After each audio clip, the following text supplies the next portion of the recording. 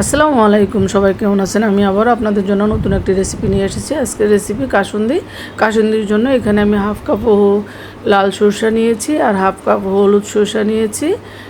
এগুলি হলুদ সরষা লাল সরষা একসাথে করে কিছুক্ষণ পর্যাপ্ত পরিমাণে পানি দিয়ে ভিজিয়ে রাখবো, তারপর ধুয়ে এগুলি ব্লেন্ড করবে। এর সাথে আমি একটা আম নিয়েছি বড় সাইজের, তারপরে আমটা সরষার সাথে মিলাবো, তার সাথে 6টা কাঁচামরিচ, তারপর 1 ইঞ্চি পরিমাণ আদা নিয়েছি কুচি করে। এগুলি একসাথে ভালো করে ধুয়ে ব্লেন্ড করবো। এই যে ব্লেন্ড করা হয়ে গেছে এই কাসুন্দির জন্য।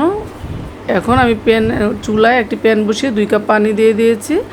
এর সাথে অ্যাড করব 1 চামচ হলুদের গুঁড়া, 1 চামচ মরিচের গুঁড়া, একটু নেড়ে চেড়ে তার সাথে অ্যাড করব যে মিশ্রণটা বানিয়ে নিয়েছি ব্লেন্ড করে। এটা এখন পানির সাথে এই সরষা, আম ও কাঁচামরিচ এগুলি সব একসাথে ব্লেন্ড করেছি, এগুলি মিশিয়ে দিলাম।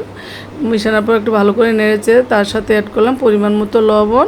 এর সাথে অ্যাড করলাম 2 টেবিল চামচ চিনি অ্যাড করে কয়েকটা বলক আনতে হবে, তারপর মিশিয়ে দিয়ে দিবে এখন সরিষার তেল হাফ কাপ। এটা ভালো করে নেড়েচেড়ে কাসুন্দির সাথে মিশাতে হবে। দিয়ে দিব হাফ কাপ সাদা সিরকা। কয়েকটা বলক আনার পর দিয়ে দিচ্ছি আবারও বিট লবণ। এখন কিন্তু কাসুন্দি হয়ে গেছে, নামিয়ে ফেলবো। আল্লাহ হাফেজ।